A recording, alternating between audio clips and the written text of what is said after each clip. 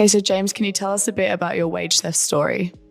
Yes, absolutely. So I worked for a bar called Ichi ni Nana, or the Ichi Group Rise and Rise, for about 18 months. They had a number of different venues across Brunswick Street, St Kilda. I worked at the Brunswick Street venue.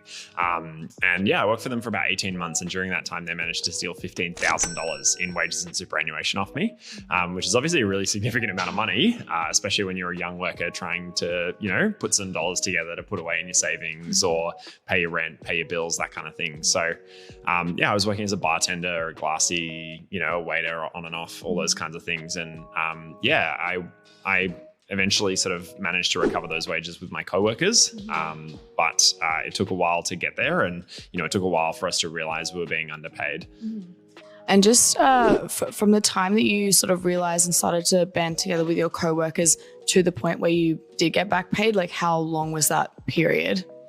So we started talking to other coworkers in the workplace sort of early 2018. And actually our case was a really quick one. We sort of wrapped it up within about 3 to 4 months. I think early May, we'd all been paid and back paid. But obviously like more workers started coming forward after that, which is always the case, right? Like it's never just one person in the workplace.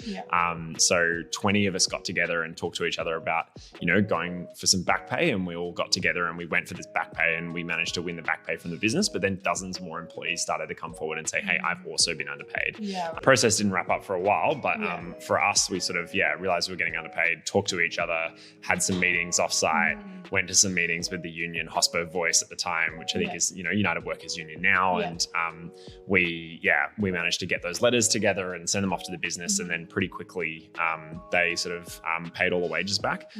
They originally offered us, they offered me personally about half of what I was entitled to. So I was owed about $15,000 and they came back with an initial offer of about $7,000. And I said, absolutely not. I've got all my pay slips. I've got all my records. I know exactly what I'm owed. I said, that's what I'm expecting. These are wages. They've been paid to me. It's not a settlement. I don't want to sign anything to say I can't talk about it with my other coworkers.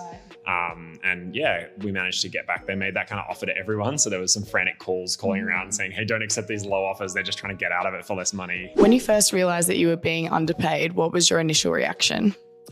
Look, I can't say I was super surprised. People always expect, it was shock. But realistically, I knew something was going wrong when, you were getting underpaid, you're getting such low pay and everyone in the business is struggling, everyone's struggling to pay rent. I was definitely upset that this business that had been working for years and had, I think I'd been a really good employee to would sort of continually tell me the wrong thing and continually just lie about what my entitlements were and what my wage sort of should have been, because it was only when I actually realized how great the extent of underpayment was that I was pretty angry and decided to sort of like talk to my coworkers and figure out what to do about it. But I can't say I was surprised because and that's the main thing I would say, like if you feel like something's wrong, it probably is. Like 9 times out of 10, when you talk to other coworkers and stuff and something feels like it's wrong, it probably is. And so I actually saw a story about Sorcha, who worked for Chin Chin, one of the George Lucas restaurants. And she'd come forward together with the union to speak about her like wages and her underpayment and the conditions at Chin Chin. And I thought, well, man, if other people are talking about this, I've got to talk about it too. I've got to talk to my coworkers. I've got to do something about this. Like we can't keep putting up with this. It's a tough industry already, let alone like getting underpaid and, and being sort of, undervalued and mistreated. So I feel like a lot of young people would feel really overwhelmed and helpless in the face of a scenario of being underpaid and overworked. And would just cut their losses and walk away in that situation. But what motivated you to actually do your research, to connect with people and to stand up and fight back against this?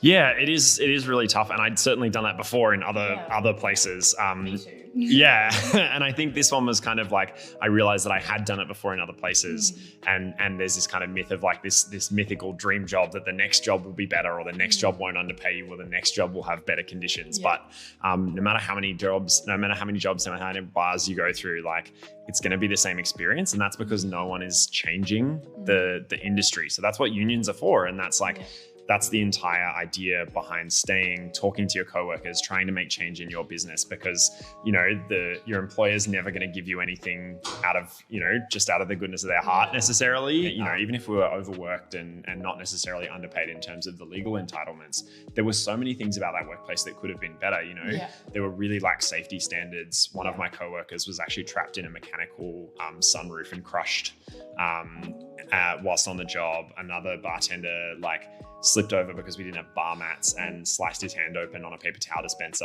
and just all these things that hadn't been fixed or hadn't been addressed, that if we had joined together collectively and come together with a union and maybe elected health and safety reps, or had this official avenue to sort of speak up for ourselves and make change in the workplace, it would have been a way better workplace to work in.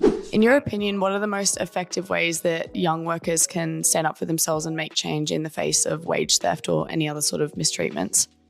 So, I mean, the main and the most important one is to be a member of your relevant union. So for us in our bar at the time, it was Hospo Voice, which was a part of United Voice, and that union's now called United Workers Union. So even though I don't still work in hospitality, I'm still a member of United Workers Union because I love them, and, you know, they represented me so well and made sure that we were so protected. You know, in being a member of the union, I had all these people I could ask for really specific advice about what, you know, the process would look like, but we still had to do the work ourselves. So we still had to come together ourselves, but we just knew we had this kind of safety net there and some advice to catch us if anything went wrong. You know, if you're working in hospitality, the union's United Workers Union. Otherwise, Australian unions has a really good page where you can search up the union that would cover you in your job. And there's a union that represents every single worker. It doesn't matter what industry you're in. There's a union that's going to fight for you and make sure that you're protected and respected in your workplace. Yeah.